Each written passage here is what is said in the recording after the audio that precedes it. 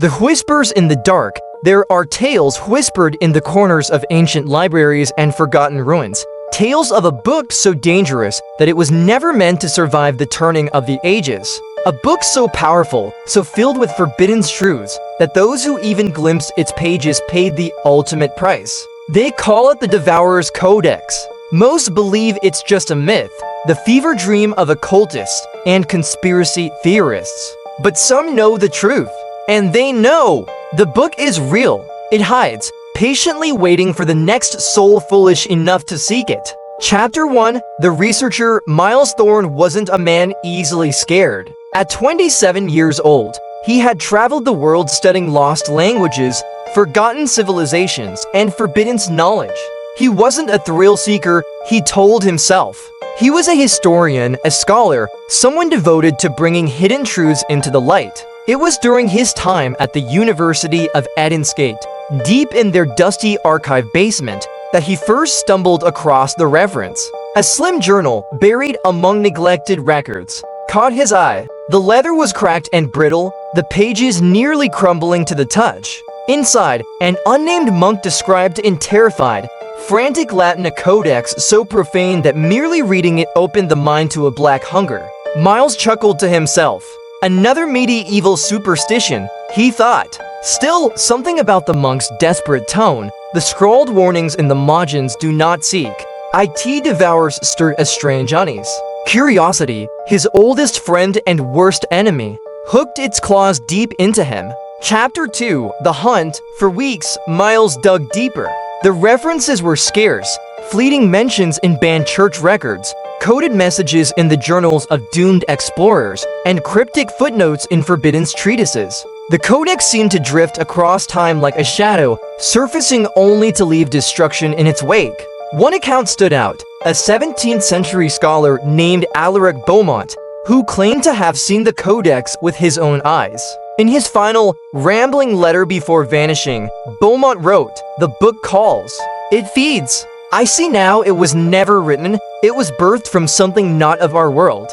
Miles found an address tucked into the margins of Beaumont's letter, a ruined monastery on the outskirts of a forgotten French village. Without hesitation, he booked a flight. Chapter 3. The First Encounter. The monastery was exactly as it had been described, a skeletal ruin, choked with vines and moss, standing in eerie silence beneath a sickly gray sky. As Miles stepped inside, a heavy stillness fell over him, as though he had crossed some invisible threshold. In the crypt beneath the chapel, he found it. The codex rested atop a blackened stone pedestal, untouched by time. Its cover was made of some strange, dark hide, stitched with heavy, rusted wire. No title, no markings, just a sense of wrongness so profound that Miles almost turned back. Almost with trembling hands, he opened the book. The pages were filled with writing, words in no language he recognized, yet somehow he understood them. Symbols twisted and writhed at the edges of his vision. Whispers filled the air, low and urgent, though no one was there. And then he heard it, a voice, ancient and hungry, speaking directly into his mind. "You have opened the door. You cannot close it." Miles stumbled back, slamming the book shut. But it was too late. Chapter 4. The Deadly Secrets. Back at his hotel, strange things began to happen. The shadows seemed to linger longer than they should. Every reflection showed movements he didn't make. His dreams were plagued by visions of an endless, black ocean under a starless sky, and something immense stirring beneath its surface. Miles tried to leave the village, but every road led him back to the monastery. Trapped, haunted by the whispers growing louder each day, he returned to the codex, desperate for answers. The pages revealed horrors beyond imagining. A ritual to summon the Devourer, an ancient entity predating the universe itself. Instructions for bending reality at the cost of one's soul.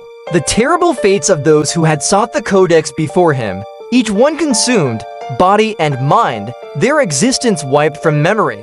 Miles realized the truth. The book wasn't a record. It was a trap, a lure, a living entity designed to ensnare the curious. And now it had him. Chapter 5. No escape. Miles devised a desperate plan. Destroy the codex.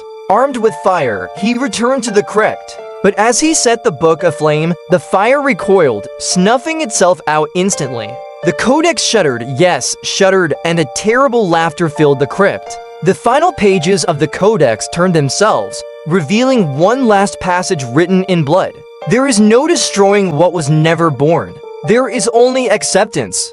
Join the others. The shadows peeled themselves from the walls, forming grotesque, half-human shapes, the lost souls of those who had dared to read. Miles screamed, and in that instant, he understood the codex didn't just devour lives, it devoured worlds. Epilogue, A New Beginning. Weeks later, the University of Edensgate received a curious package, an old, battered journal with no return address. Inside, a simple note: curiosity is a curse. Beware the Devourer's Codex. The journal was quietly placed into the archive basement, forgotten once more among the dust and shadows. Waiting, always waiting.